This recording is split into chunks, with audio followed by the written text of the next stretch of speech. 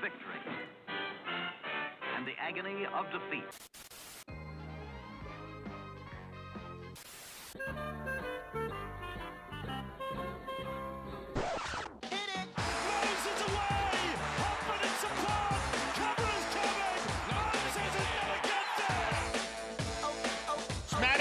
Great ball around the corner, Petticini. He beats them all. Junior Polar out wide, bumped away from Trindle. Sharks coming through. None of them can hold this. Good evening and welcome to a Tuesday live stream for the Tip Sheet podcast. As always, I'm your host, John, also known as 4020, joining me to break down the news that's come out of the NRL and Paradise heading into the final set of preseason trials. This is my good mate, Sixties, aka Craig, big fella.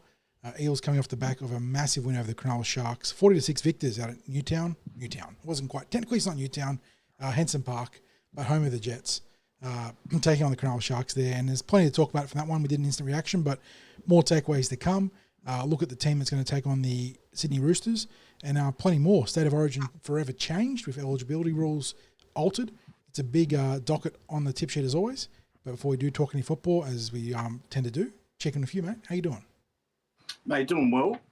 It's really starting to become a busy period of time for us, isn't it? The junior reps in full flight, the trials happening, getting ready for the start of the season. We're trying to squeeze in recording times and live times for the podcast. Just absolutely full on, mate. What about yourself? How you find it? Yeah, I mean, we're getting back into full swing, aren't we? Junior reps are 2 weeks in. We've got the preseason trials going on, and then just around the corner is round one and that big game against Melbourne Storm. So we're ramping up. It's all happening, but taking it day by day, week by week, as we do in the NRL. But, of course, plenty to talk about, which is very exciting. Before we do, though, mate, our usual plug, going to sponsors and also everyone that's listening and viewing. Of course, we couldn't do a show without both Parramatta Leagues, home of the Eels, and Star Partners Real Estate, Auburn, Rowan and Parramatta, both core partners, both principal partners of the Tip Sheet and TCT. And then if everyone that listens, watches, and interacts with us, we appreciate it massively. And on that note, those likes and subscriptions go a long way too. So we always do the droll plug there, but it does go a long way, and we are working towards that 1K sub count on YouTube, trying to get there before the season kicks off in earnest. So massive thanks to everyone that does make a difference there. And on that note, mate, I don't know if there's any other preamble you want to get to, or you want to get right into the football? Yeah, just a quick one, because the electronic and postal voting in the PLC voting for directors and also on the resolutions closes at 5 p.m. on Friday.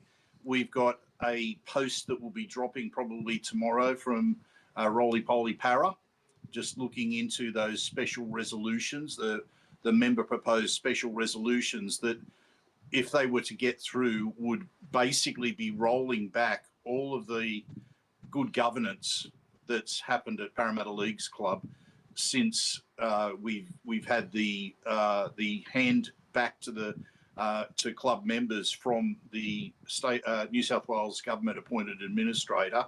So the club has made great strides moving forward. We had the change in the constitution, and for whatever reason, a small number of members want to roll back things like electronic and postal voting. They want to roll back the eligibility criteria for directors. And all this promises to do is, as I said, undermine some of the good governance that's happened at the club in the last number of years. We're moving forward as a total club, as a para group. Please, if you haven't already voted, please vote not only in that election, but also in that member proposed special resolutions. Vote against those member proposed special resolutions, and you'll be helping our club to move forward, because for whatever reason, we can't shake people who are trying to roll things back to the way they used to be. It seems senseless to us, but that's the reality that we face. So please vote. And on that note, John, hit the stinger. News team, assemble!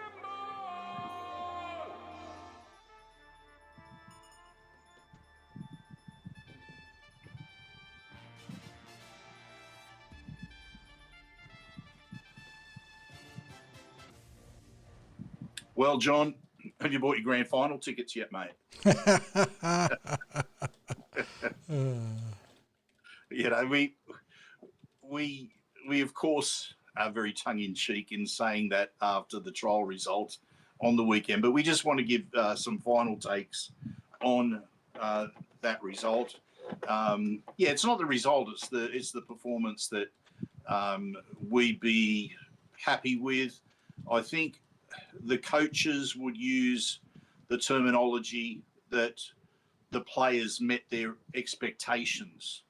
So they had sort of high-ish expectations about what they wanted the players to achieve. When I say high-ish, I mean, I'm talking about just some of the basics that they worked on over the preseason. No club is going to really show their hand in the trials. It's all a matter of giving players across the preseason squad a chance at impressing across the trials. They get to have a look at them. They even have a look at some others that are maybe outside of the full-time training squad over summer. As I said, that's all clubs. And Parramatta was no different. I think what impressed me the most, John, was the younger ones that they just fitted straight into the systems, to the structures that were there. They did so with is confidence the right word? Well, they certainly didn't have any. It didn't look as if they weren't confident, if I can put it that way.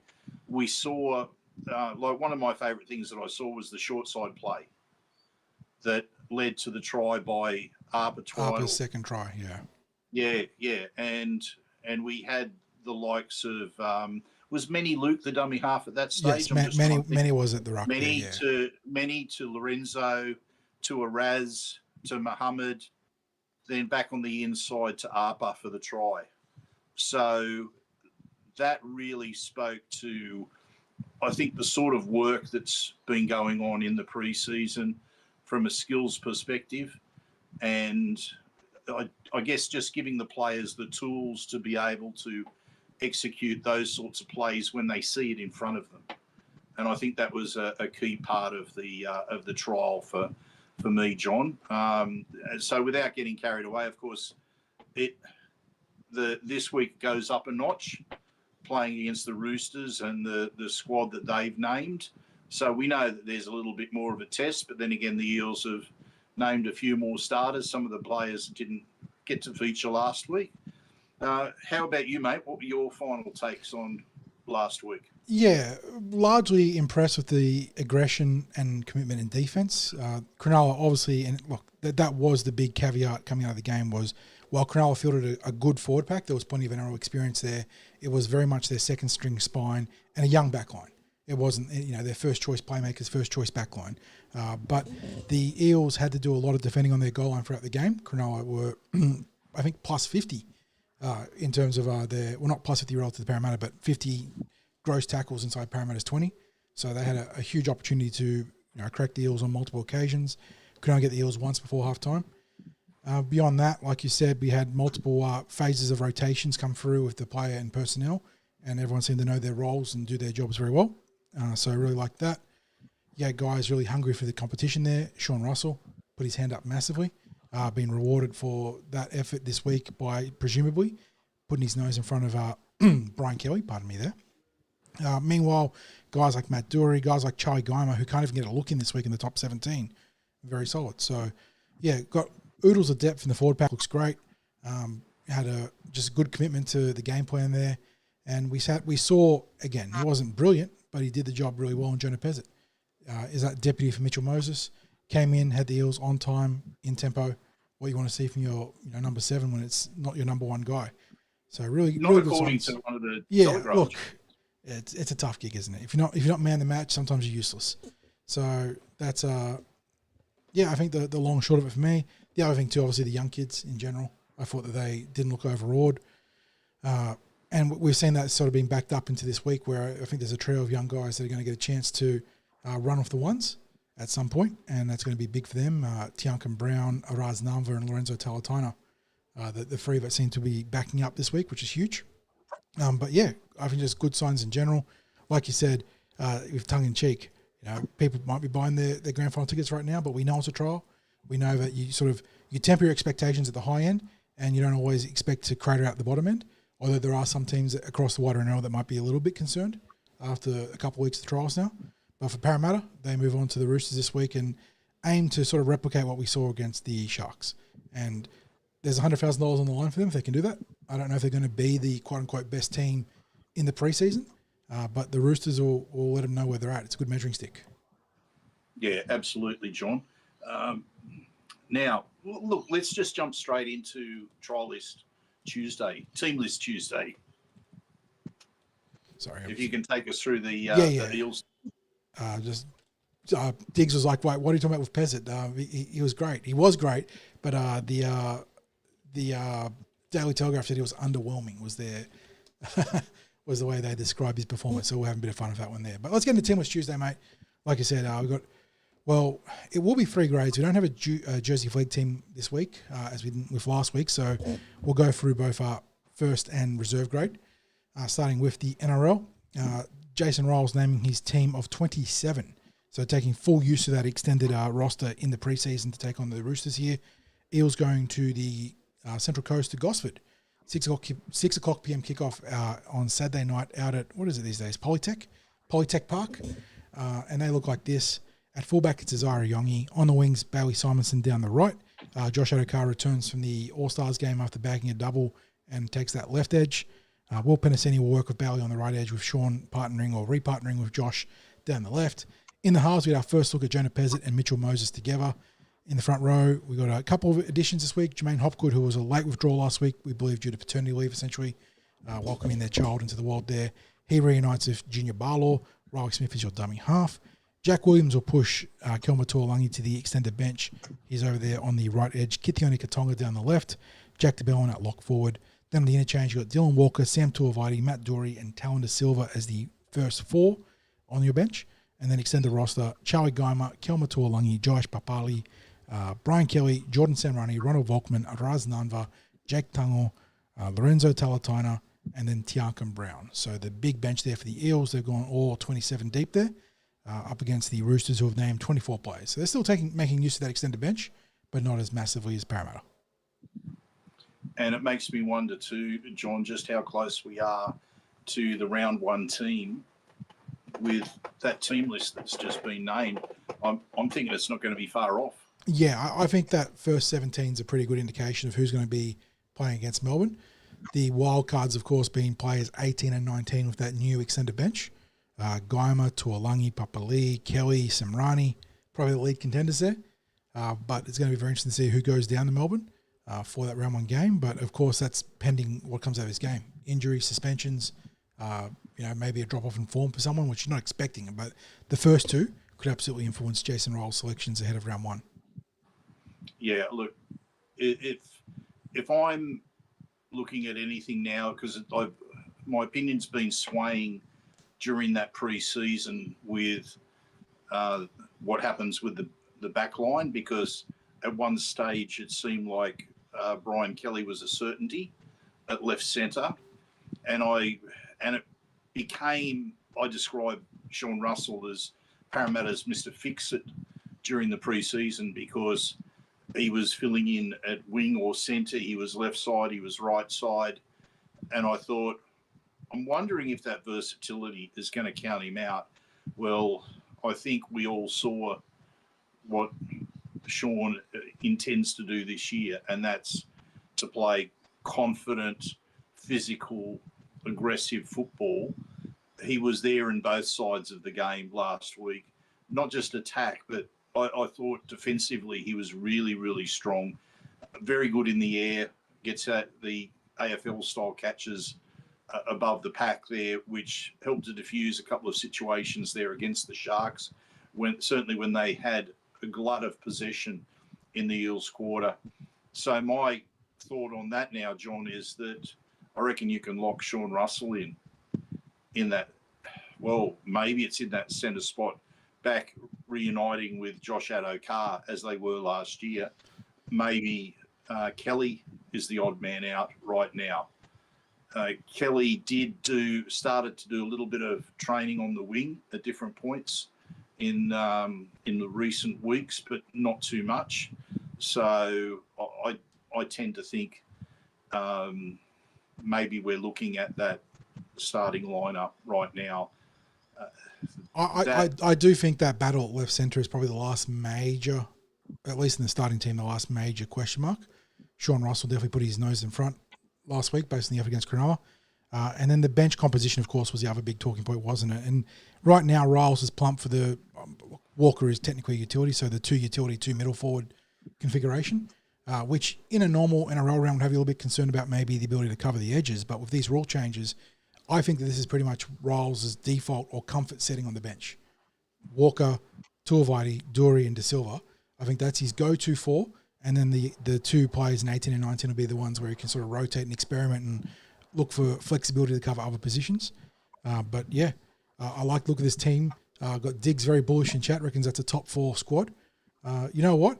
What we saw last year in the NRL, if the Eels stay healthy and the Eels can just build on what we saw at the end of last year, top 4, it's optimistic, but it's not out of the reach of the Parramatta Eels. And there are things that are outside your control that you're going to need to get lucky with. But then the things that you can manage, this squad looks like they can manage a lot of it, I think. So, yeah, I do like to look at this squad. Very keen to see how they match up against the Roosters. It must be said the Roosters, they're mostly full strength. I think they're missing a couple of players in the back line. No Daniel Tupu, and then there was another back line player missing too. The rookie, last year's rookie of the year, Toya.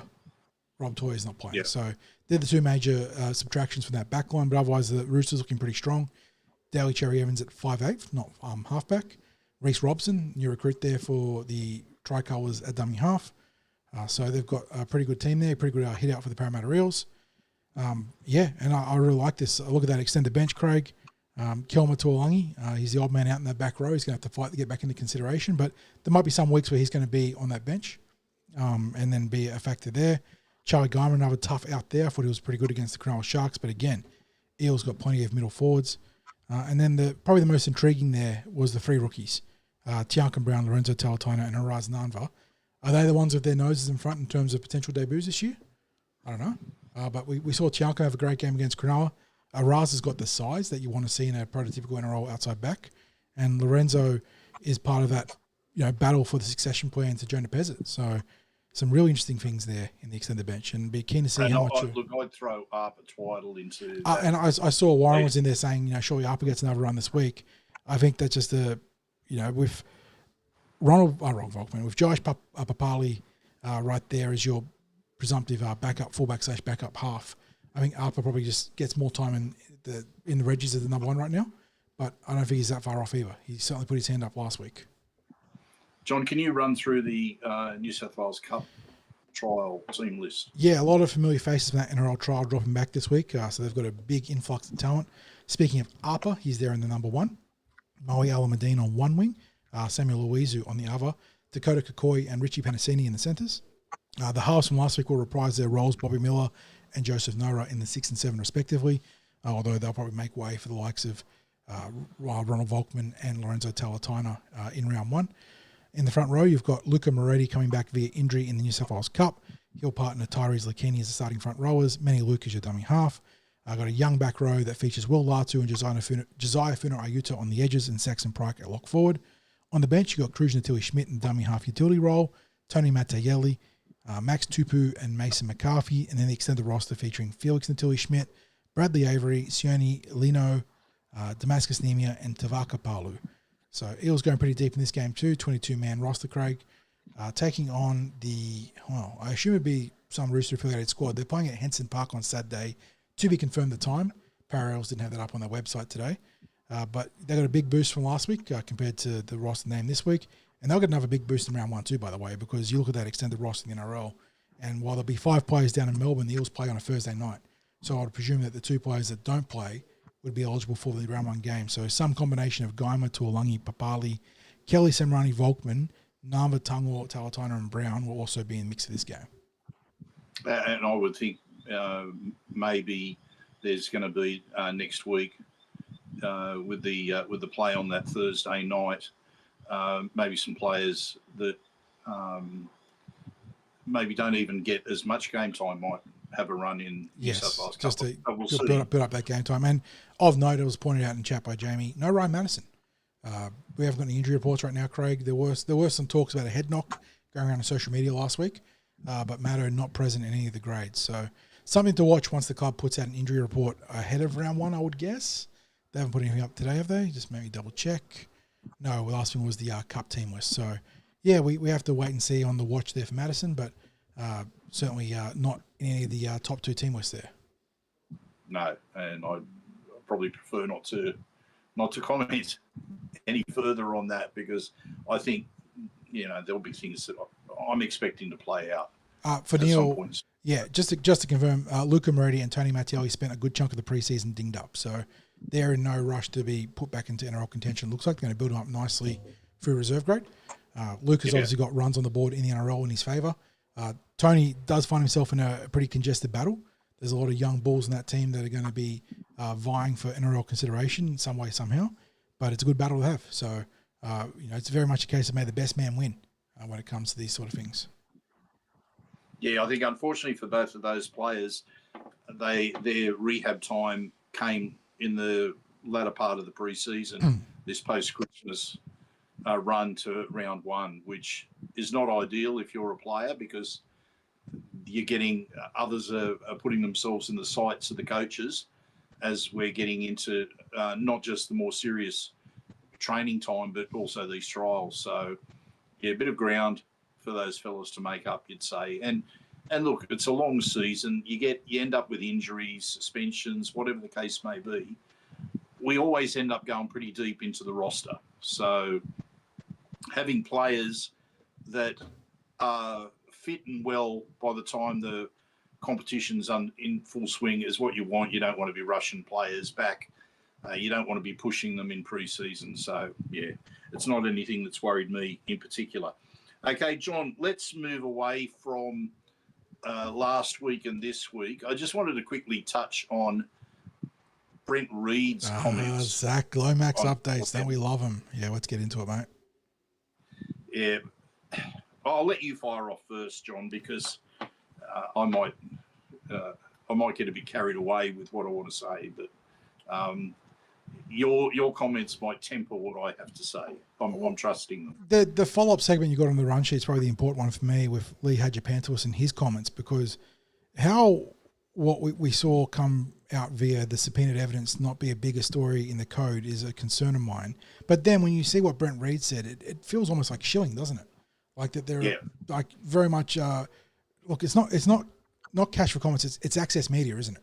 That's probably the best way of putting it. It's access media, and a lot of the journos get prime access because they put out the comments that the parties that are invested in the access want them to. And I don't know, the Reed comments rubbed me the wrong way. They were, I don't know, it just didn't feel like a neutral journalist, in his takes there. But then again, when Peter Volandis is out there saying, woe be poor Zac Lomax, maybe he's hitched his wagon to the right wagon there. Maybe, John. I looked at it and I don't want to say anything that might get me in trouble about why Brent Reed has come out with these comments, but you listen to it and there was nothing of substance that he said. Nothing. He was just playing Mr. Denial with it. Nothing to see here. That's basically all he was saying. There's nothing to see here. No, there's nothing to see here. And when questions were put to him or doubts about what was going on, he just kept repeating himself. And I paraphrase, but he was literally saying there's nothing to see here. What? What have they done? Nothing to see here. You don't think other people did? Nothing to see. This is just normal behaviour. This is normal interactions between executives in the NRL. Well, I tell you what, if it is, maybe it's worse than what we thought. But, John, let's. You said you were interested in the comments from Lee Hadjipantelis, and I wanted to read these out because I thought it's important that people hear these comments in their entirety. So this was an interview that he did.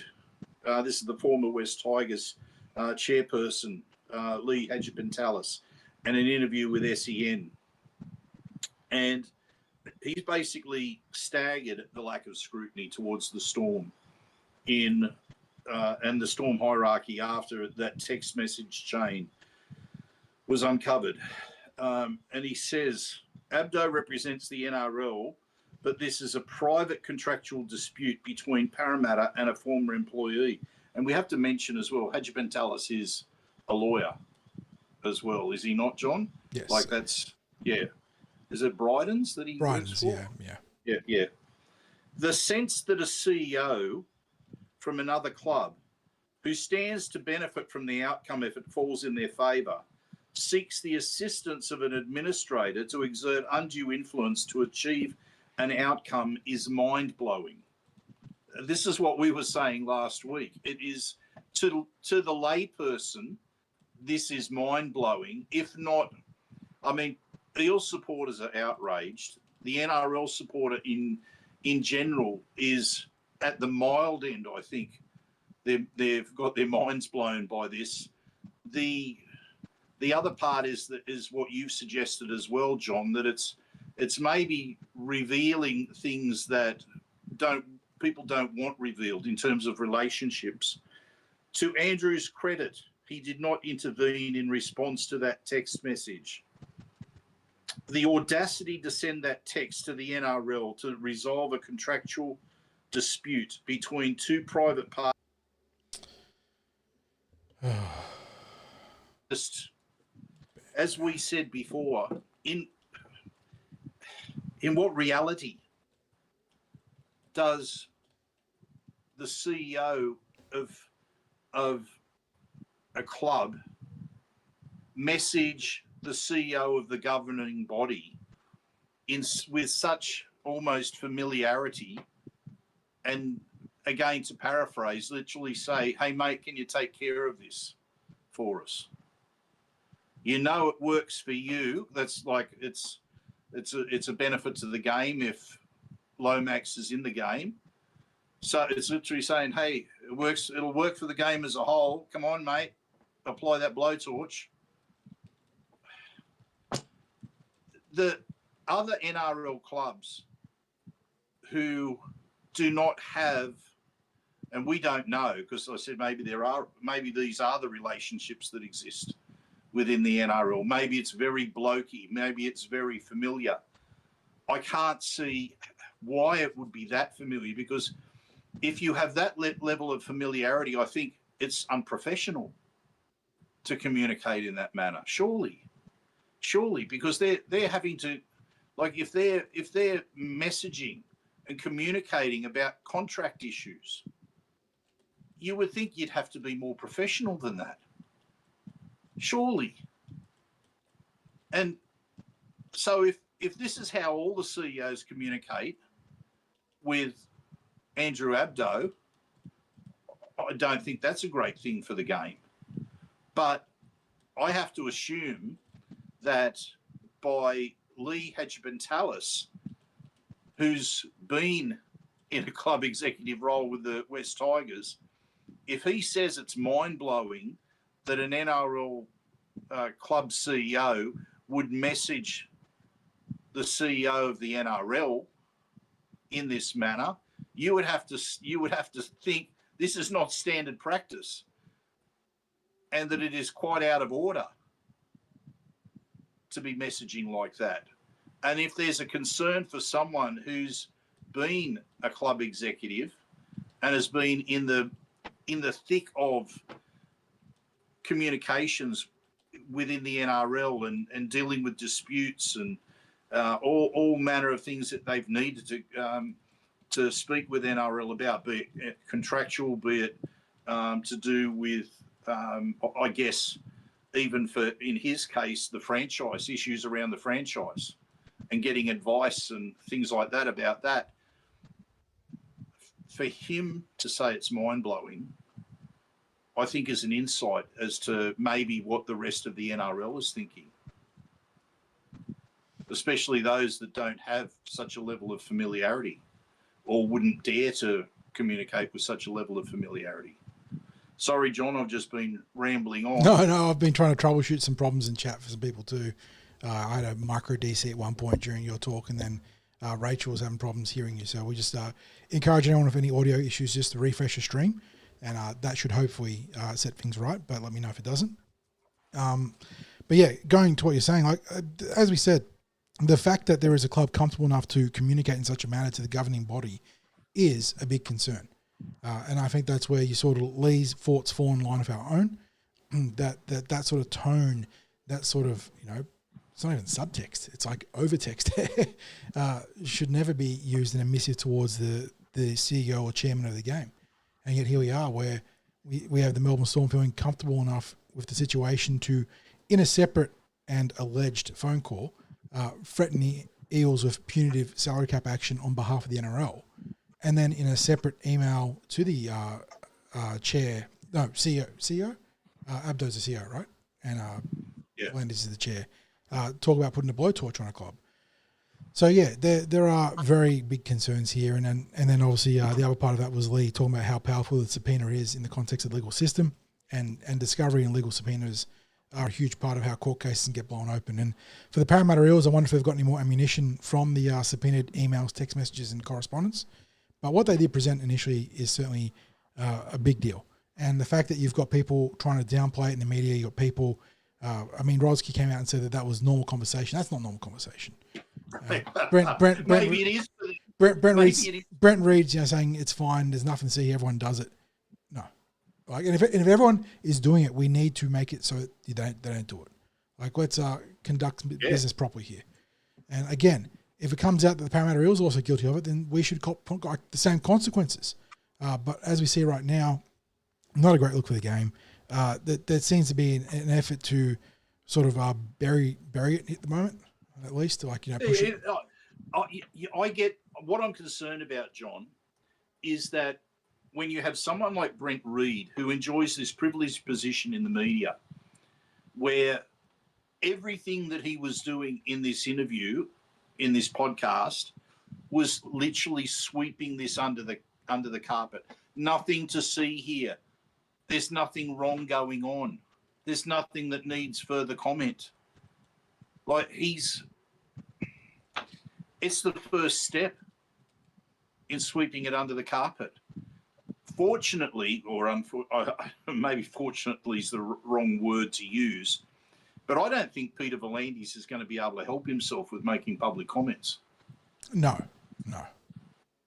He is, John. I'm really concerned about the leadership in our game in the NRL. Oh, a lot of people are. What we've seen in recent developments, absolutely. I don't think Andrew Abdo hasn't put himself in the same position as Peter V'landys. He hasn't gone making public comments like V'landys has. He's chosen not to reply to those text messages that were sent to him. Again, that was the right thing to do, and there's no suggestion that he's involved in anything that he shouldn't be involved in. It's just that level of familiarity where the Storm think that's okay to speak to the NRL CEO like that, and you wonder why do they think that that's okay? Why does Brent Reed think that it's okay? Because he couldn't answer it. All he kept saying was... Yeah. Oh, is that me or is that Craig? It's me again. Well, I don't know. Maybe we could discuss that if you want, but it is Brent, and it's wrong. It's completely wrong. But let's look at Peter V'landys, because I want to pull him up on something, John, because he's twisting a narrative. So, in defending Zac Lomax and defending his stance to not ban Zac Lomax. So I could give a damn whether Zac Lomax is banned or not. I just want them to fit in with the agreement that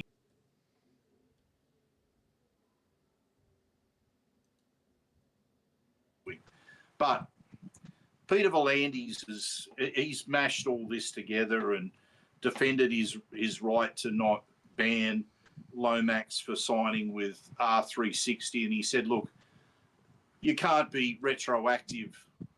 I think that's the word he used, retroactive, in your actions because Zac signed his agreement with R360 prior to his statements that he made about bans coming into place. But Zac was undergoing that agreement to join R360 was contingent upon getting a release from the Parramatta Eels. So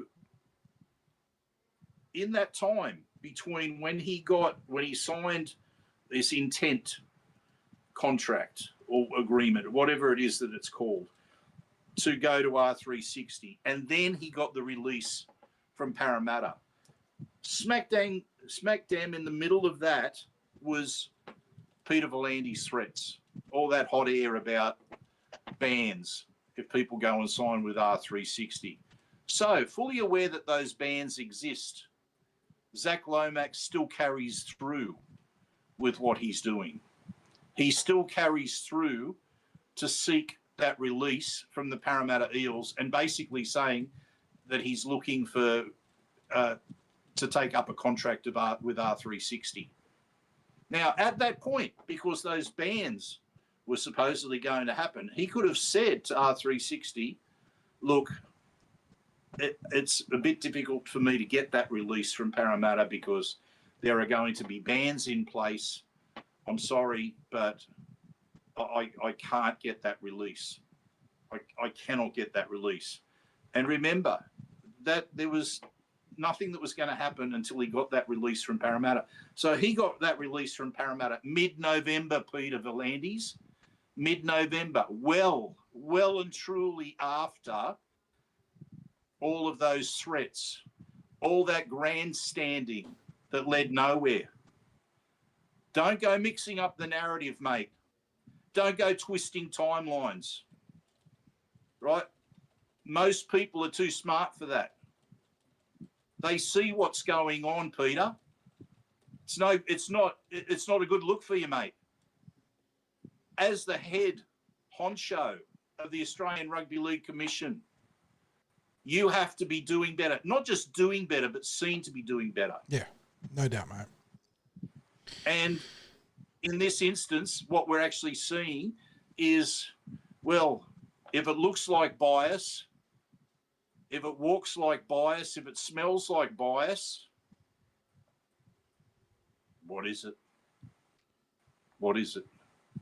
Mate, it's not a good look. And there will be a big loss of faith there, mate. And I know you're a big wig in town. I know you carry a big stick in terms of the power that you have in the business community, the respect that people have for you as a mover and a shaker, as a man who's got things done. You've got it done for the NRL in the past. But, mate, you've hitched your wagon to the wrong horse here. And not only have you hitched your wagon, you're calling out plenty of yahoos. Plenty of yeehaws as you hitch that horse up to the wagon. Give it a rest. Give it a rest. And if you're not capable of seeing this, stand down. I know you're not going to stand down. No, but maybe you should in this instance. Yeah, the fact that no one at the NRL is being willing to broker that any talk about the player swap in good faith and through discovery, evidence court. Yeah, it's either step back and let it play out in court, or don't get involved, or come to the table to actually help properly facilitate a negotiation between the Eels and Storm, instead of trying to push this transfer fee nonsense that's going to be fair value. So, yeah, there's a lot to be played out here. So, was it JJ in chat asking when do we think this court case will be finished? I do think March, April sometime. Technically, sorry? I think we're getting a little bit of a live stream issue with you, John. Yeah, no, I've mentioned in chat I'm having some micro DCs here, so we are dropping some frames. There's not much I can do about it, unfortunately. So, but yeah, on the context of the trial, as JJ was asking when will it be wrapped up, I would imagine it's going to be March or April sometime. I think both sides want an expedited judgment, one with the other, so they can then pursue their business, adjudant to the decision. But yeah, either way, it's been a shit look for the game, and credit to the Parramatta Eels for standing up for themselves. We have to wait and see how it plays out, though. Oh, look, definitely proud, John. Definitely proud of how Parramatta's handling this. It's a hashtag that's used now, the Para Proud, but in this instance, there are thousands upon thousands of Eels supporters who feel that way about the club's actions. The club has earned the respect of a multitude of rugby league identities for the way they've handled this, not to mention the rugby league community in general, all the supporters. They know when something's just not right. It's not in this instance. So hopefully it'll be carried through by the courts, that decisions will follow the evidence. And we don't know all the evidence. There might be other evidence that comes out that might support the Storm or Lomax in some way that has not been revealed thus far. But, man, you'd have to think with the weight of the evidence at the moment that it's a tough case for the Storm. But anyway, it's still got to go before the courts. So it is interesting that so much evidence is able to be accessed by the public in this instance, isn't it? Because I suppose there's been all these hearings that have happened so far that we're able to get, I guess, preceding glimpses into what's going to be presented on whatever date it is now in March, when it's is it March or has it been moved to April? It is March, isn't it? It's March now, yeah.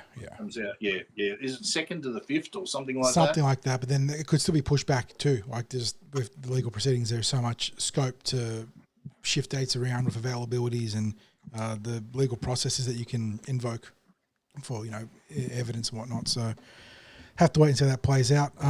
There was, before I get to the last note on the run sheet there for this Eels slot in our bracket of the podcast, there was a question going back. I think it was Joel that said originally, in sort of light of the was it the Titans? I think the Titans are pursuing Jesse Arthurs, and he was asking your thoughts on Arthurs and should the Eels be pursuing him. I'm certainly amenable to the Eels chasing Arthurs. He's a pretty handy outside back, but it's a bit complex because the Titans were trying to get him for this year, I believe, but he's off contract for next year. I'm not really sure on the full situation there, but the Titans were chasing him, and if he's there, should Eels be hunting for him too? Yeah, look, I think it's like any player, and this is the way the clubs, the coaches look at things. Will a particular player add in a positive way to the squad? Will they improve the team's chances? I think there's enough evidence on the board that someone like Jesse Arthurs would. Whether it's a matter of priority to be in that position, well, Jason Ryles has come out and said they're after an outside back, so it ticks another box. So it then would come down to how much is he after, and whether the Eels are prepared to offer that sort of money. But he ticks the boxes of being a quality player who would probably add something to the roster. He ticks the box of fitting what Jason Ryles said was a target of an outside back. So I would think if we're after an outside back, it'd be game on. You'd go and you'd dip the toe in the water, wouldn't you? You'd have a conversation with an agent if the agent's allowed to have chats with people. So, yeah. Warren wants us to chase Jesse McLean. That's another option too, down the road out of Penrith. Could certainly be a possibility. I'm sure we'll see some talk about potential acquisitions manifest, I suppose, on the back of the Lomax stuff too, because it sort of one influences the other, doesn't it? With what the Parramatta Eels can do if they're allowed to actually pursue a trade for a player with that Zac Lomax contract rights. But we have to wait and see how that plays out. Have to wait and see, I suppose, how the market spits out some sort of mid-season acquisition options. So that's definitely something to consider. Last note on the Parramatta Eels. John, there's also like a little bit of succession planning that they have to look at, because when it comes to length of contract that they sign certain players for, and there are some bright prospects starting to emerge in even in the backline positions where we felt there maybe we might have been a bit short on in pathways, some backline prospects that are showing up, and it then becomes a real judgment call for the Eels as to the timeline that they think a particular player might be ready to make that step up to a senior grade, against how long incumbent players are there. You don't want to block pathways of the younger players coming through. I can think of at least one player who might yet be ready for next year in an outside back type position. So, interesting times, John. I won't name him because I don't want to put pressure on. No. But if you watch a certain pathways grade, you might be able to work it out. There's a couple of prospects there certainly that are putting their hands up early in the season. And speaking of the junior reps, mate, let's do a quick wrap on the weekend. We obviously did an instant reaction podcast for the trial that also covered this, but the Eels were successful in all 4 grades. We had the weekend kickoff with the Elisa Fiola out at, what do they call it these days? No, whatever, Shark. It's Ocean Protect Stadium. Oh, let's just call it Shark Park, mate. Yeah, I think it's Ocean Protect, but Shark Park. Elisa Fiola, big winners here, 32-6 victors over the Cronulla Sharks. They improved to 2-0 on the season. Try scorers Ruby Nosi Tuapolotu, Isabella Bell, Marnie Cook, Tegan Nicholas, and Georgia Wanzi for double. Very good team performance here, mate. Plenty of players you could single out for praise if you'd so like. But we did speak about in the podcast, the Instant Reaction podcast. So I don't know if you want to give any quick shout outs, but the Eels looking very good in the Elisa Fiola so far. Yeah, well, we went for Isabella Bell as best on field. And look, John, I've also since found out that Sarah Alameddine is in the junior year of that team. So she's a 16-year-old in that team. So, mate, I think she's doing exceptionally well for someone at that age. Very well, yeah. Back. Yep. Very physical back rower, and I think he's got a big future along with many others in that team. But we'll talk in greater depth about that in the junior reps preview. So we're going to push through this reasonably quickly because we do have the junior reps preview, which will come out probably on Thursday, and we're able to talk in a bit more depth about the junior reps via a dedicated podcast there. Yep. That brings us to the other game on the same day. Tarsha Gale getting their opening win of the season, starting their premiership defence now, moved to 1-1 on the season. Tough game, but they won 10-6 over the Cronulla Sharks here, mate. Both wingers very impressive. Freedom Crichton Rapati and Kiana Vadabua there. Try scorers Alana O'Loughlin and Kylie Gray. I thought Leona Vey was very good off the interchange. And the back rowers, edge back rowers in Va'a and Tafua did a good job alongside Gray in the physicality stakes. So tough win, mate. But they're the ones that they don't care about them at the end of the season as long as you get the 2 points on the board. Yeah, one on the back of really strong and aggressive defence, very physical defence, especially in that second half when the Sharks were coming to get them, but the Eels just didn't let them have a chance. And I think we went with Freedom as arguably the best on field there. I think we talked about them getting an identity. Let's go with great team spirit, very physical in their approach to the game. So if they can build on that. Still got to round out their attacking structures and some of the fluidity and the synchronicity in attack, but the talent is there, no doubt. And you bank those wins because that's what gets you on the front foot. Yep. On Saturday, that festival footy out at Henson Park kicked off with the Harold Matthews at 10:30 a.m. Parramatta Eels overcoming a pretty tough first half where they, was it 10-all first half? They end up winning 20-10 when all said and done. Lorema CSU, Thomas Jackson and Khan Jackson scoring in the second stanza. I think it was the fullback Liam Martin who opened the scoring in the first half of the Eels. So might have been 6-0 or 4-0 at halftime. Can't remember. But really good team effort here, mate. Second half was very good. They played very all over the Sharks. Like the scoreline didn't really reflect the dominance in the second half, I felt like.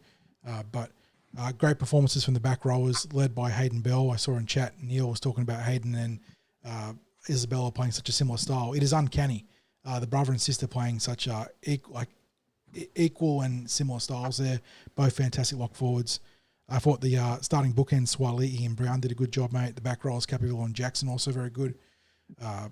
Liam Martin was nice at fullback. Obviously, CUC at centre, very good as well. Big issue for the Eels in this one was the errors after points. And if they tidy that up, they're going to be hard to beat. Yeah. 4 restarts after points, 3 incomplete sets. Like that, if that doesn't... And the Eels weren't the only guilty ones because I think the Sharks had some errors off kickoff sets as well. It seems like it's an epidemic at times, and because it happens in the NRL as well. It's my greatest bugbear with the game is set after points. Just boys, girls, get to your kick. Yeah, get to your kick. Obviously, if you're tearing a team to pieces, keep the roll going, but not to the point where you're just throwing the ball away and you're handing the chance of momentum back to the opposition, especially in a tight game. In a tight game, get to your kick, keep putting the pressure on, make the team come back off their own line. So, John, it was look. I think the score could have been a little bit. The gap could have been a little bit wider. I thought in the end that scoreline maybe flattered the Sharks a little bit, considering I think it was a very strong second half performance from the Eels there.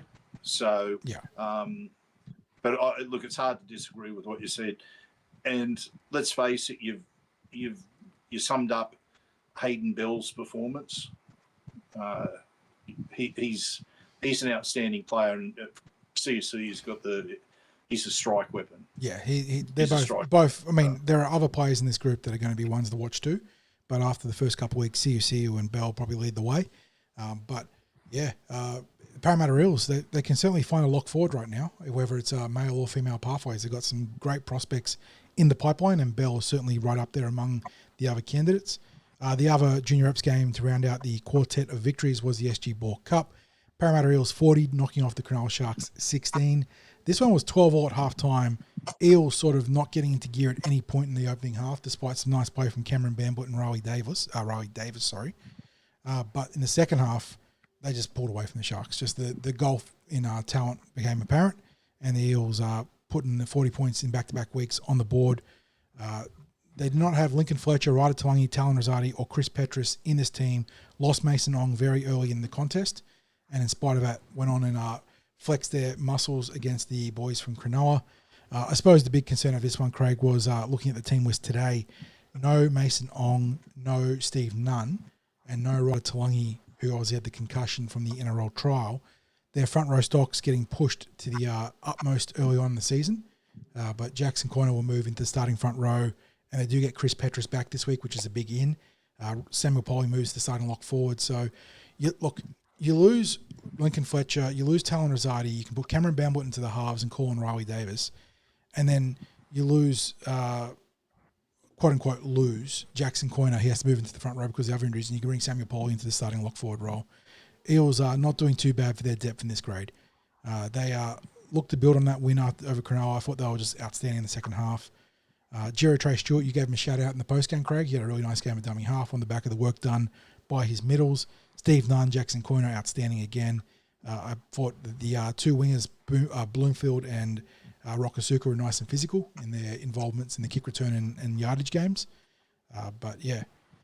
Big game here for them this week as they are... What is their actual opponent this week? Because the girls are on the bye and the Eels are on it's the Tigers, isn't it? Eels on the road, and you say Tigers, and you are right. So they get the Magpies in week 1, but the Tigers in week 3. So they get the two sides of the joint venture there playing on Saturday, like you said, at Leichhardt. Yeah, what's the kickoff time there?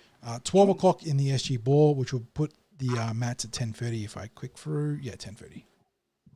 So we'll work out our coverage. Yes, there'll be TCT coverage, live updates. Who's on duty those particular matches. We'll work it out. But regardless, you'll have our live blog, and I know there are people who enjoy the live blog because not only even if they've got the live stream, having that live blog there gives them a bit of extra detail. Also gives them a forum for them to add their comments about what's happening in the game if they're watching a live stream. Yeah. So we're getting just as many people that are jumping on, following our live blog as we ever have. So we'll keep providing that for you, and thank you to those people who have been sending feedback. I really do appreciate that.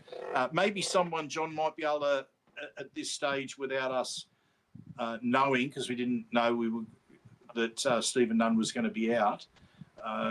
What the reason is for his absence this week. We might be good to be able to find out before we record the Junior Reps preview podcast. So just a shout out to anyone that might be able to fill us in. We know we've got plenty of people who can fill us in on that. So if we get that, we'll include it in the preview podcast.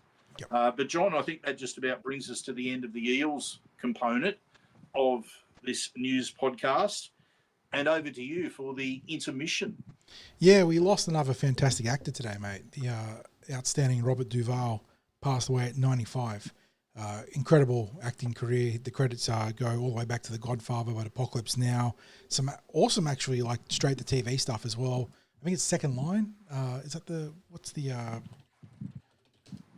what was his other thing? The Secondhand Lines. There you go. That was the one that was there. Plenty of awesome roles. And I think in the past, I've actually done Parlo Più Piano from The Godfather as part of intermission music. So I skipped that one this week to opt for another classic from his filmography, In Apocalypse Now, which was it was the retelling of, what was the book? I did this in English, by the way, Heart of Darkness. It was the filmed up version of Heart of Darkness in the Vietnam War. And there is an iconic scene, of course, aside from the quote about the smell of napalm, but the helicopters coming across in formation and the Flight of the Valkyries. So in honor of Duvall, we'll do a bit of the Flight of the Valkyries and a bit of Wagner, I think it is. Frank Wagner was the composer back in the day. So one of the classic operatic pieces.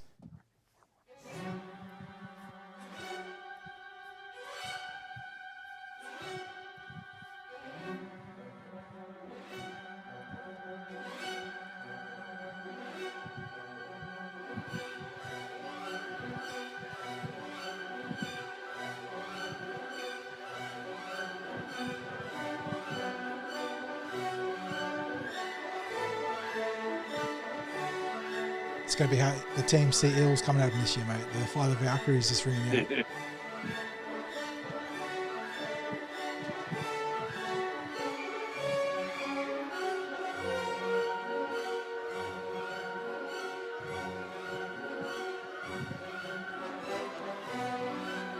I sometimes wonder, listen to music, John, if back in the day there would have been genres of classical music like, this is your heavy metal. Yeah. You got your pop, you got your rock, you got your heavy metal, you got your hip hop. You know what? There would be, because some of the composers were seen as like rebels or outrageous for their style of music. So it's a pretty good discussion point for someone that's far more versed in music than I. But yeah, we've got some other shout outs for Duvall's filmography, Falling Down from MM. It's another classic one there. Obviously, the Godfather trilogy, playing Tommy, was it? I believe the consigliere to the Corleone family, the adoptive brother of Michael. So, yeah, fantastic actor. Rest in peace, big fella. And I'm sure that people will go on to remember all his involvements in these films very, very fondly. Yeah, it's and I'm sure as well, John. There might be people who can who've seen this as well. It's amazing the number of classic actors like Robert Duvall, Robert Redford. There's been a slew of them. Used to be in old television shows like The Twilight Zone, an episode of The Twilight Zone. Yep. And you go back and you look at these and you're seeing them as very young men appearing. They're learning their craft. They're just starting out on their acting journey.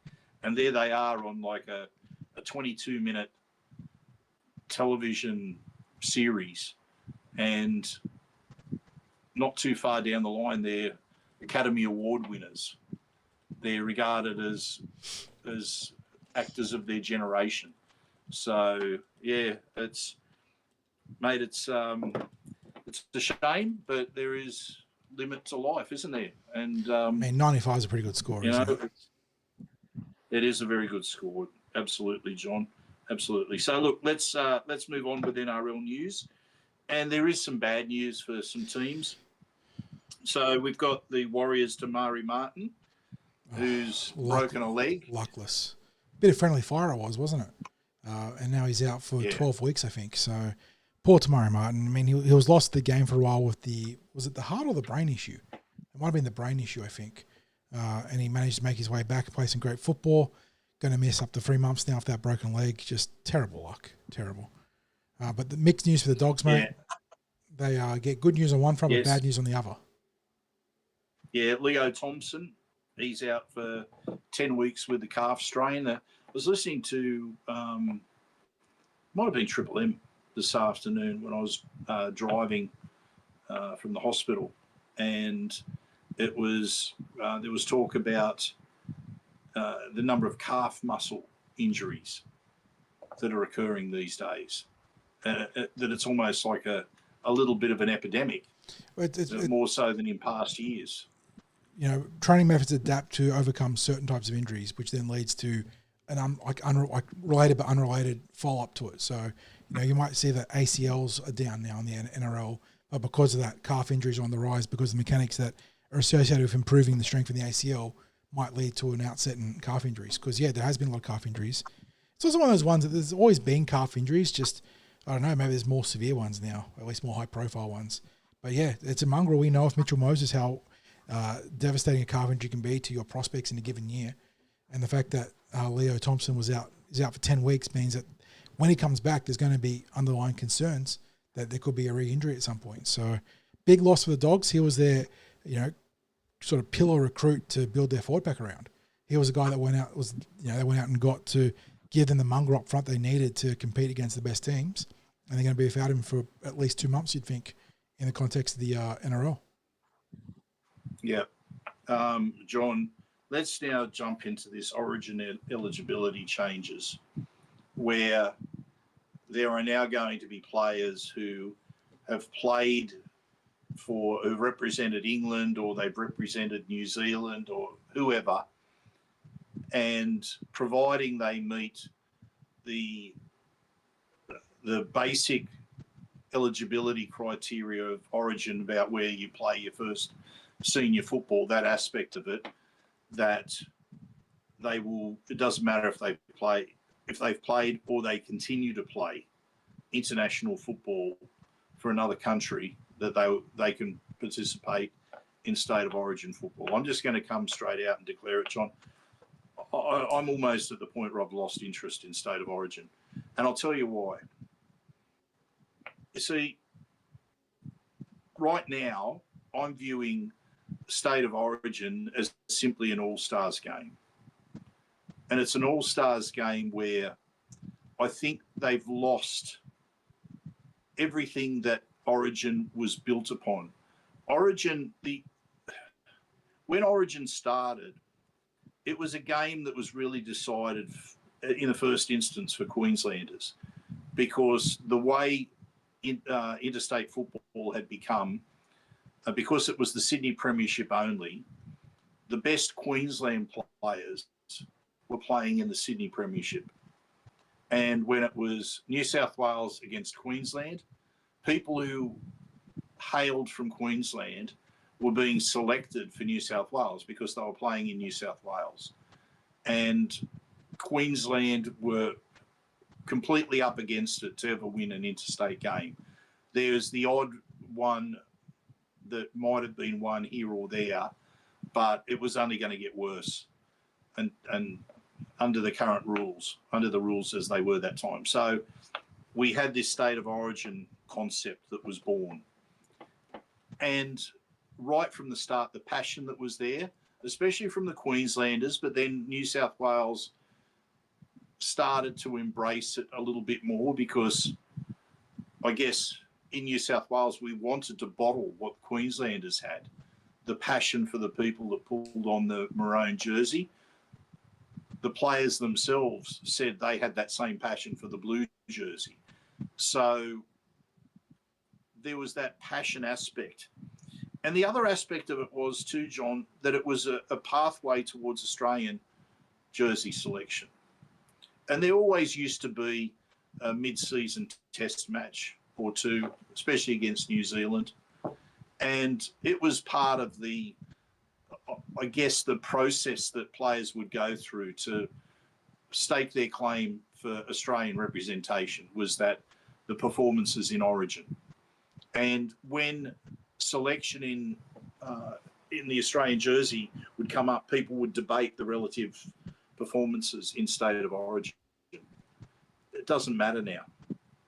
Origin has nothing to do with Australian representation. We could theoretically see games, state of origin games, where there is not a single player out on that field who is selected for Australia. Like, it is theoretically possible. Yeah, I mean, it is now open. And you finish off your point? I was just going to say, so for me, I could care less about them calling it state of origin. Like, call it Origin All-Stars or call it NRL All-Stars, whatever you want. It is not the concept that state of origin once was. It's been diluted. The principles, the passion, it's all been diluted. And I don't care, like, the players who are selected, of course you want them to care about the jersey that they're pulling on. Right? But it's not what it was. And it's not to say that things should always be as they were, but something like Origin was something special. And I would never miss an Origin game. And I'd sit there waiting for it to fire up during the game.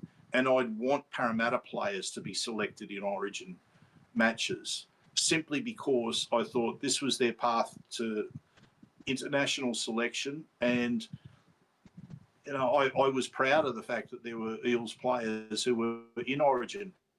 When back in the 80s, when we had just about the entire back line, when the New South Wales back line was nearly all Eels players, with the exception of fullback, it might have been Gary Jack at fullback, but we had half, 5'8", both wingers, both centres, all Parramatta Eels players, and then Ray Price at lock as well. And what a moment that was for us as a club to have such domination in the Origin team. It was really something to be proud of. I could care less. Like, in all honesty, a lot of support in the chat for your sentiments, mate. Yeah. Oh. And who's made this decision? But I would assume it's the same people that was talking about with the Zac Lomax stuff, right? In terms of Abdel and PVL, because this would be a mandate that comes to the very top. Look, part of me is okay with this, and just as I was saying before, a lot of support in chat for your sentiments, mate, which I imagine would be the rusted on the core fans' general feelings. Some of the love for Origin has certainly gone away. What it is now isn't what it once was. You know, there's no the confrontation, the physicality, even the biff parts of what made the formula so special have now been desanitized, or sanitized rather, out of the game. This was the sort of the tipping point where there wasn't, like, because a lot of with the growth of the international game, we've seen a lot of tier 1 players defecting to tier 2 countries to help grow the international game in the Pacifica especially.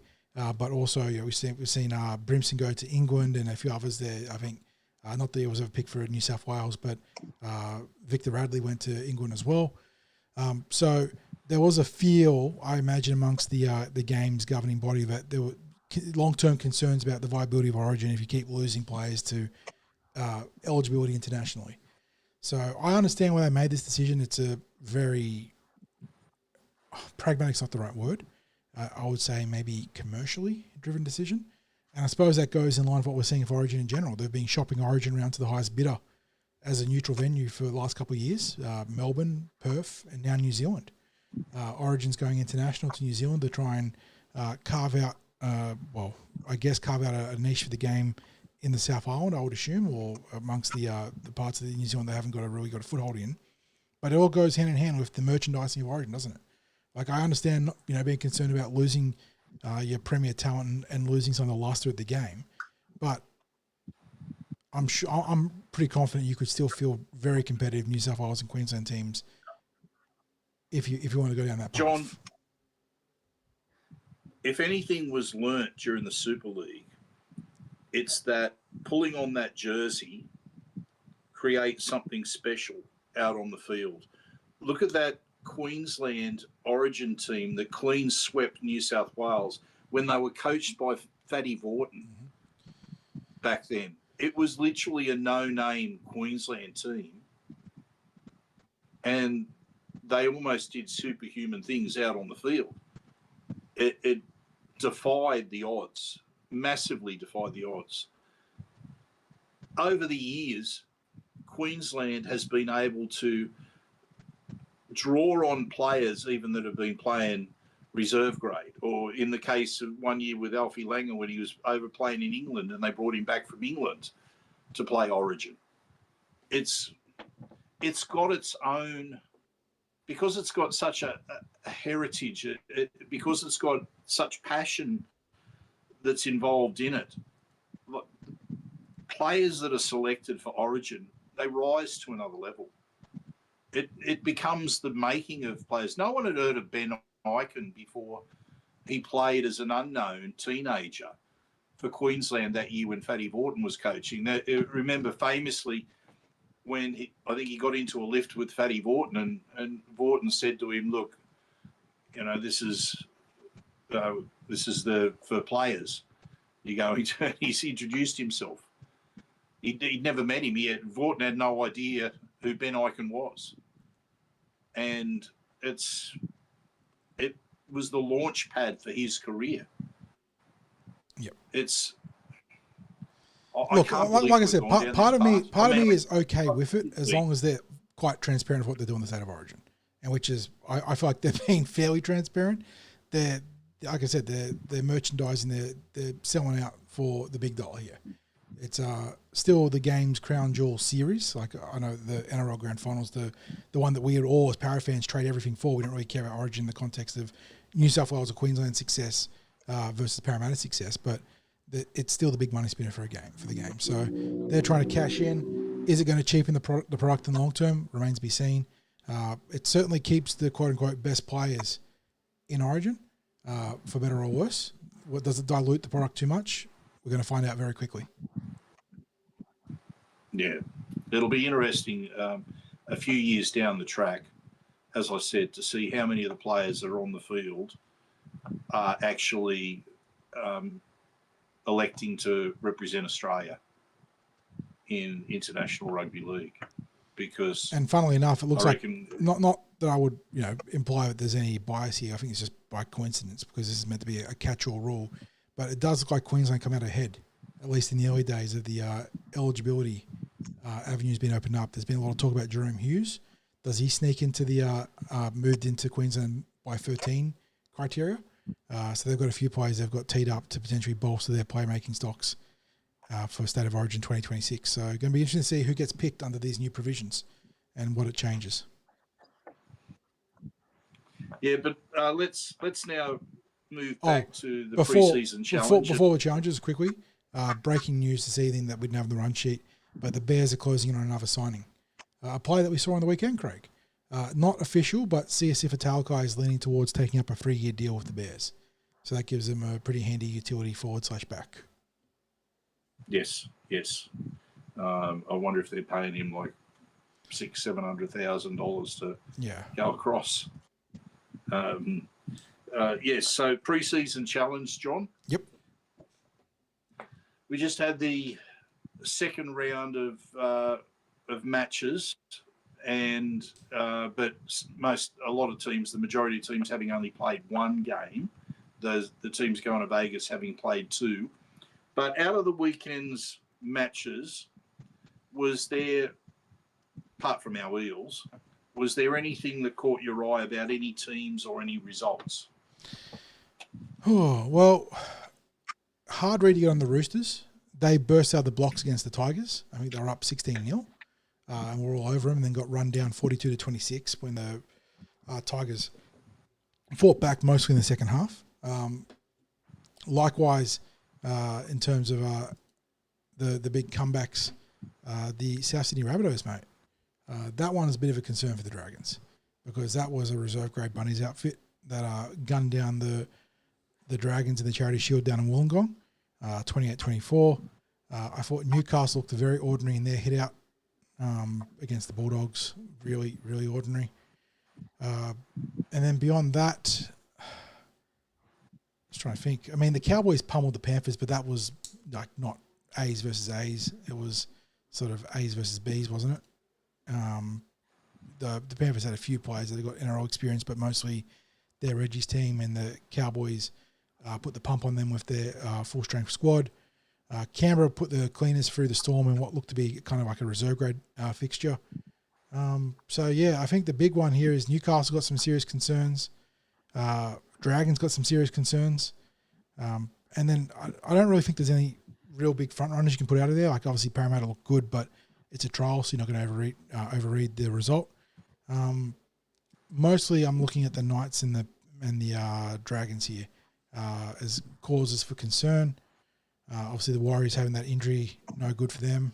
But Te Maire Martin wasn't their frontline halves option. He was their super utility backup option. I don't know. What's your takes? Who impressed across those games? John, like you, it's the Knights and the Dragons that jump out as teams that would have some concerns. So we're not jumping over on and hyping teams that have won, even our own Eels. But you look for the manner of the performance, and you look at things like how many regular first graders were in there. You have to discount trials from the perspective of building pressure in a match and things like that, because players can be run on and off all the time, mass changes at any one time, unlimited interchange. It's the flow and momentum of a game can regular NRL game, because they're not part of the rules of the game. However, the Knights didn't look any different to last year, where they struggled to score points. They just didn't, and they had enough players with NRL experience out there that'll be part of the starting lineup that you would have expected them to perform a little bit better. And they look totally devoid of any concept of how to attack. I don't think there was a single question that was put to the Bulldogs. Now, coaches don't want their teams to come out and show what they've got in a trial. No, you don't want to reveal all your tactical, information in your attacking structures. But by the same token, Jason Ryles joked about this at Junior Barlow at one point earlier last year, where he's like, "Coach, you're giving away our secrets." It's like, well, the tape's there. At the end of the day, if they want to study the tape, they can see it. So rugby league is a simple game. Like, you need to out-execute and out-effort your opposition. And Newcastle failed on both fronts there. Now, there was one really interesting thing that came out of this game, I thought, Craig, where Stephen Crichton was caught offside, but then was deemed to be obstructed and lead up to what could have been Newcastle's only points on the day. Can a player that is out of the play because they're offside and given the attacking team the advantage on the result regardless be legally obstructed? Like, if he's in an illegal position, can you be obstructed?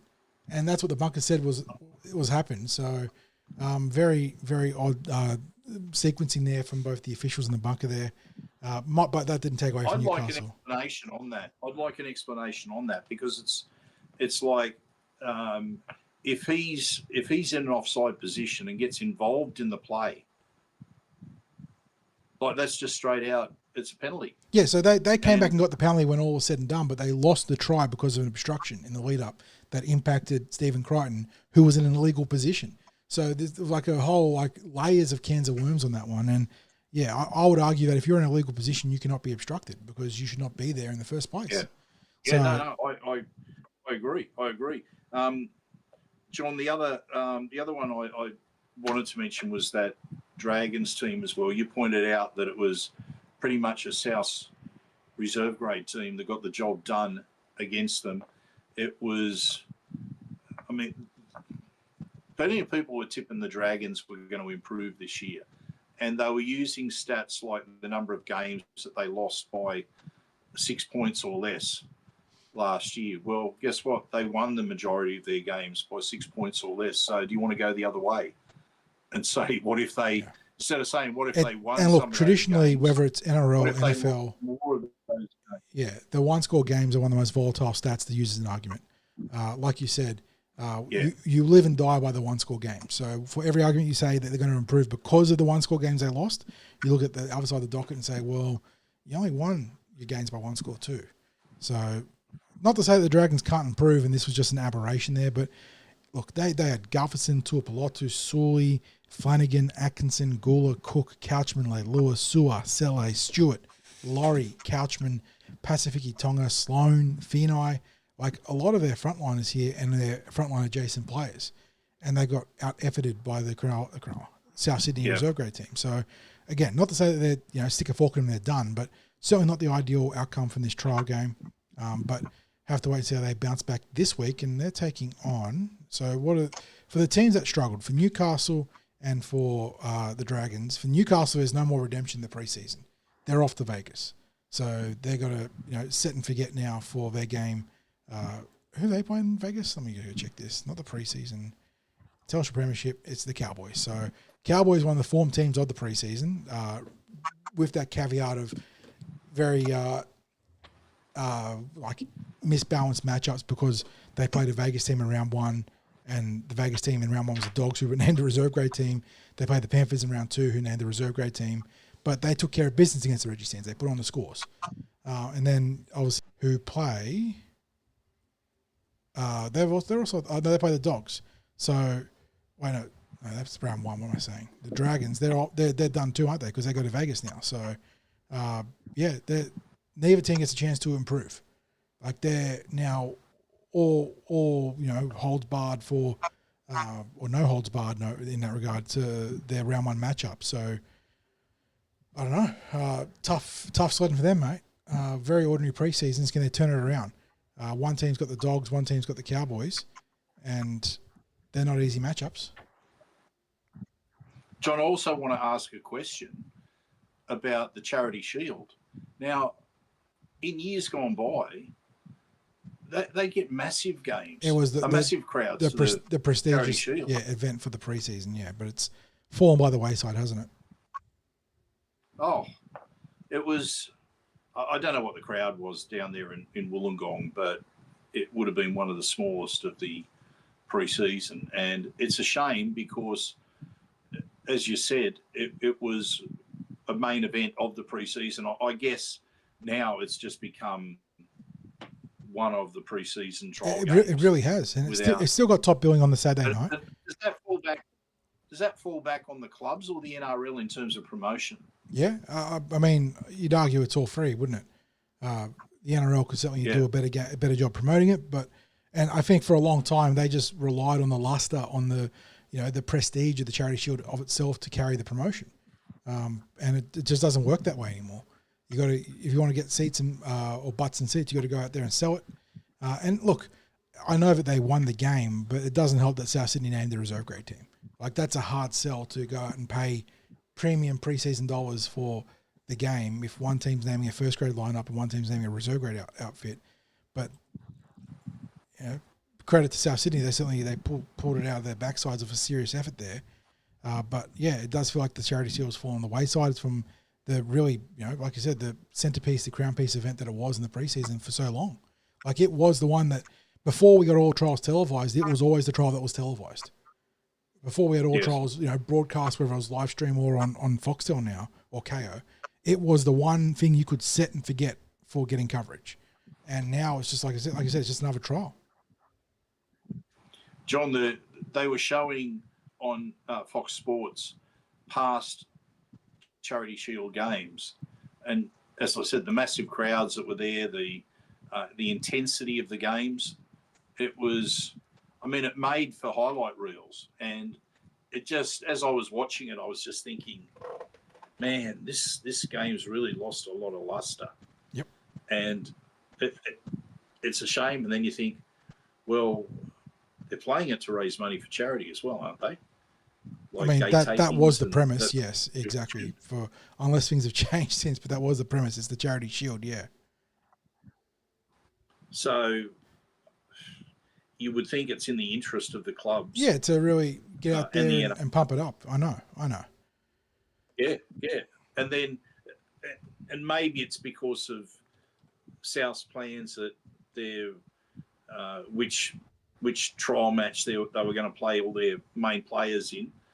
And just so happened that this was the one that they were leaving a lot of players out. But, man, I mean, last week, like for the Eels, Parramatta named a strong lineup. And then as we were talking about, oh, hang on, there's these 9 players that aren't selected to play in that trial that we could expect to play first grade. And then you realise, oh, okay, no, we've rested quite a few. But South, as you said, it was resting a hell of a lot. So, and anyway, look, we've got. I was going to say we've got obviously the next docket of games to get through before we wrap up the preseason. But given what we've seen so far across the first 2 weeks, does it feel like an extension of what we saw last year?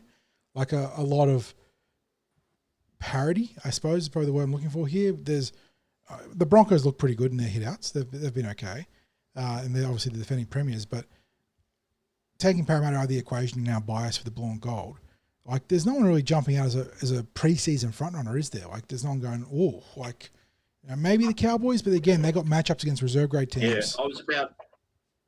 Yeah, I was about to say it's hard to get a handle on the Cowboys because of the opponents, but maybe they're a team that might improve.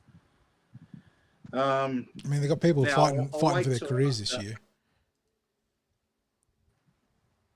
Sorry, what was that? There's players and staff that are fighting for their careers in 2026 up there, so there's a lot to play for. Absolutely. There's no doubt that the coach would surely have his future on the line up there.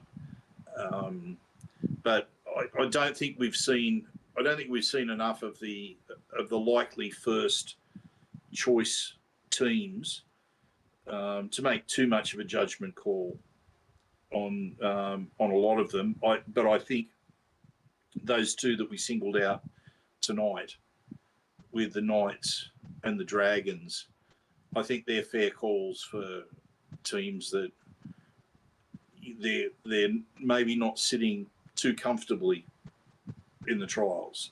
So, yeah, mate, I'm just looking forward to more football this weekend. Yes, and hopefully... And I wish every player in every team come out unscathed. I say that about every player in every team because it's always a shame when players have gone through a preseason, no matter what team they play for, to end up with some sort of injury in the trials. For some, it's been season-ending injuries. I just wish every player all the best of luck for this weekend, and that everyone that takes part in this weekend's games are either there for the first week of the NRL or at the very least they're reasonably healthy and maybe they're only a week or 2 away from getting back onto the field. So, John, have we got any questions, comments from the chat room? Michelle is asking, is Araz Nava now ahead of Richie Penasini? Of course, Nava named in the 27 to take on the Roosters. I was just going to reply in chat to Mitchie there saying that Richie does have a top 30 contract in his favour for this year, but Nava certainly getting the chance to put his hand up and maybe get some sort of a dev T30 deal, some sort of ability to play himself into a first grade debut at some point. But Yeah. Look, Narva's got that big size you like in your outside backs in the centre position. But Richie's certainly not lacking on talent. The only knock on Richie has been his availability. He's been banged up last couple of years and hasn't been able to progress to the point we would have liked purely because of getting hurt. So, both players look pretty good against Cronulla. And Narva gets his chance now on Saturday to go against the Roosters. I think this is a critical year for Richie. I think this is a year where he probably needs to stand out a little bit more. And being healthy is going to help because, as you always say, John, your best ability is availability. Yep. Any other questions? Michael on the back of that said, who got more game time, Richie or Narva? I think it was split pretty evenly because Narva out left centre, Richie on the right.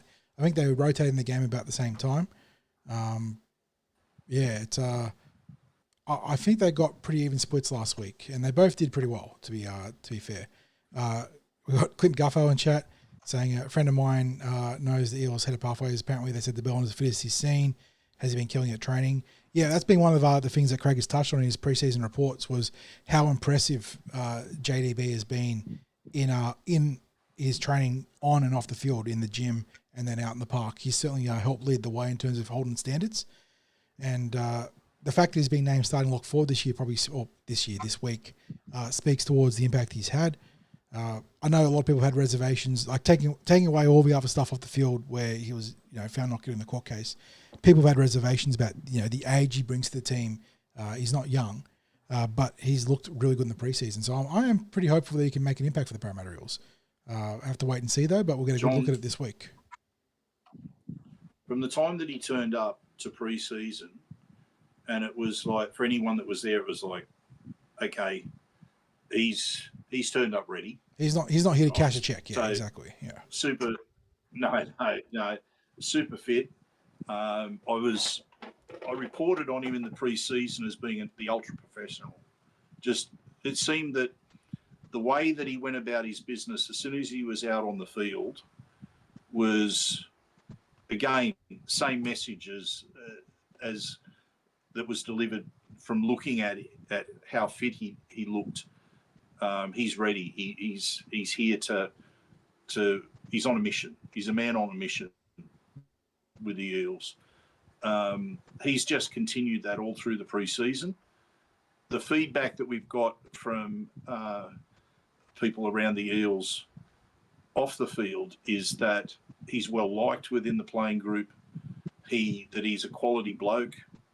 That he's immediately earned the respect of the younger players who he's taken under his wing. He's a leader within the group almost immediately. So plenty of positives that have come out about Jack de Belin. So no surprise to see him in the position that he is in this trial. And then Neil on the back of that says, do we think he'll go into coaching in the future? Mayhaps. Wouldn't be the first time the Eels have brought in experience in a positional group to then bridge them or transition them into a coaching role. That's probably not a terrible shout out there. And then, Jettas will touch on. Look, in our pathways, we've got Josh Hodgson and Jordan Rankin. Yeah. And Jetta on that note mentioned that experience is important for the young ones. And older age. Yeah. And the Eels are in that odd spot where there is waves of precocious young talent coming through, and already in the NRL too. You look at guys like Sam Tuivasa in particular, but behind him, obviously Ryder, and we've talked about Steve Nunn, Tiankin Brown. We saw in the preseason. There's oodles of talent coming through, but it's pretty clear that Jason Ryles just wants that. Junior's here, and he's going to hopefully be here for a little bit longer. But they want a hard head or two to lead those young kids and mold them into the best possible versions of themselves they can be at the NRL and how to win those big games. And I think that's why they were in on Keon Kalamatangi. That's why they'll be in on someone in that mold if they can go get one. But Jack de Belin helps there too, and he brings plenty of experience to the fore. So hopefully he can make a difference there.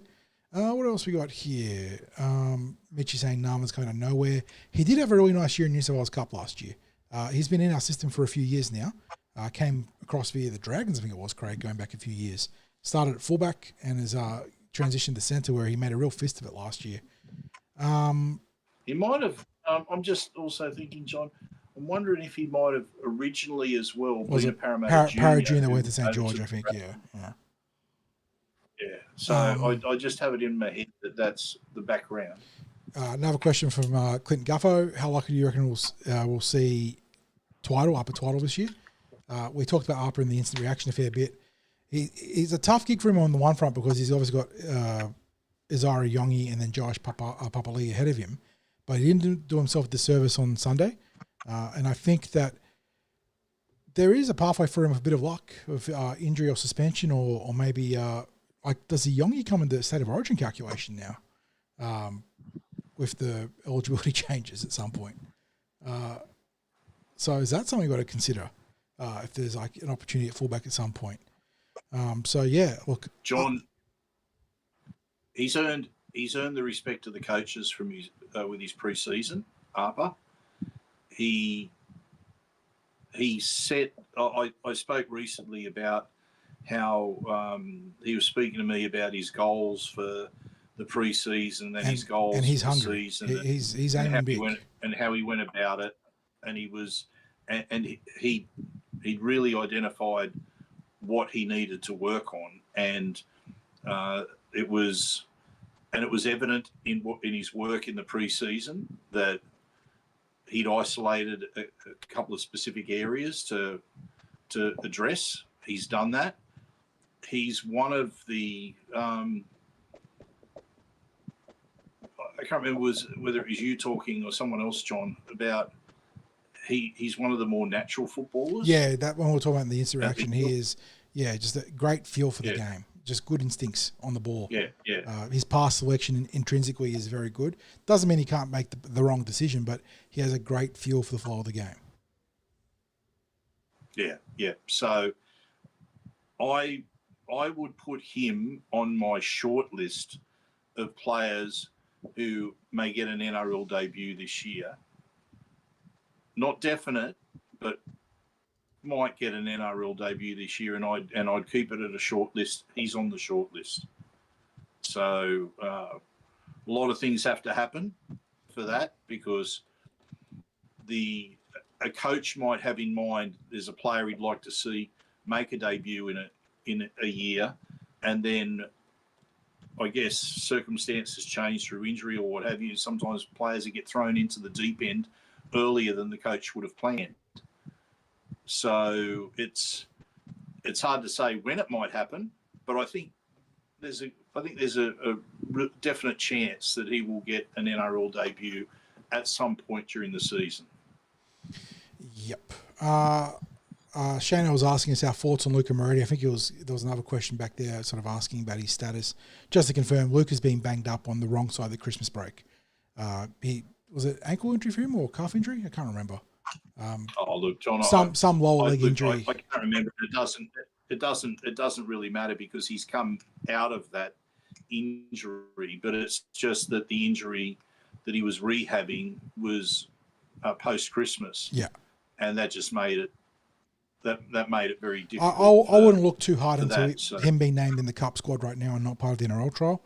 I think with a few games of our Cup back under his belt and the proven form in terms of his fitness there, he'll be right back in NRL selection calculations. Although it's a very busy group, mate. It's going to be tough to get that gig. So you have to put some good form on the board. Just tell your mates that are worried about it, because I've had to field a lot of questions that in this.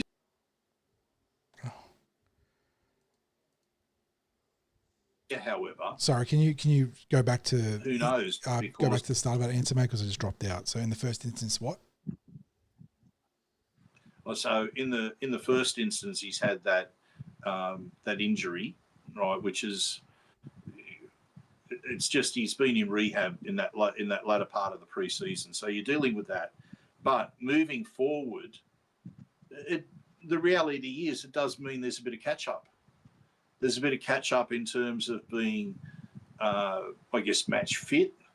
There's also a little bit of catch up in terms of putting yourself before the coach's eyes, because there's for every session that any player in rehab has been doing rehab, someone else has been out there catching the coach's eye, out in any scrimmage work or just other types of opposed drills.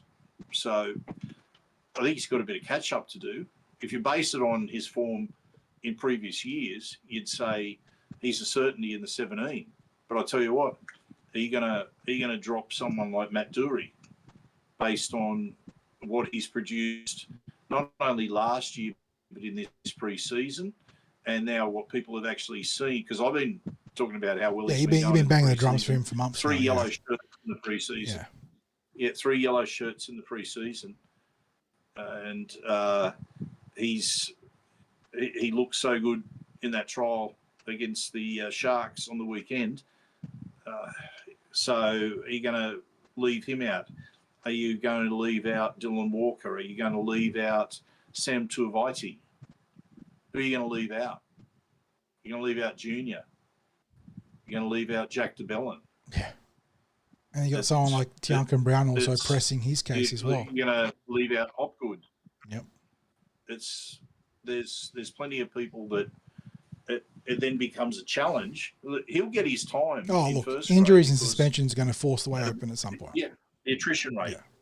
Yeah, the attrition rate will bring it about. Yeah. But I think without question, he's got a bit of ground to make up simply because of circumstance. Yep. Any other questions, John? I think that's a good wrap on the podcast today. We've been going for an hour 40. We'll let people get back to their Tuesday evening happenings. It's 9:12 p.m. as we wrap up here. But another great chat with everyone. A lot happening in the NRL as we sort of gear up for round one, but got to get through this last week of trials, hopefully unscathed after what happened to the likes of Leo Thompson and Te Maire Martin. Just big knock on wood for Parramatta Eels to get through unscathed against the Roosters. That's the big one, mate. Would be nice to get that $100,000 in the preseason bonus there, but at the end of the day, just solid form and health are what you want from the trials. Yeah, absolutely. Don't forget as well that we've got the Junior Reps preview podcast that will come out probably around Thursday. I guess like last week, we might just tag in a quick NRL trial preview. quick gander at the trial to the end of that podcast. Mm-hmm. Yep, as we did last week. Don't forget, we'll have an instant reaction podcast. So we're straight back into 3 podcasts without blinking an eye. We'll be at 4 when we have the NRL actually into round 1 with the NRL New South Wales Cup Jersey Flag preview podcast. We've got some special podcasts we've been recording with Chris Ricketts. So we've got a lot that we've got to drop coming up soon.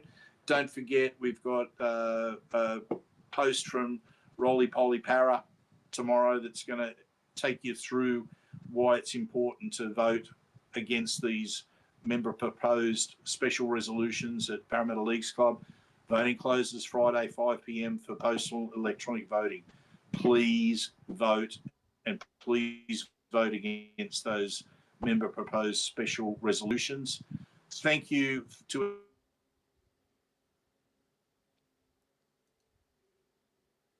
platforms, including YouTube.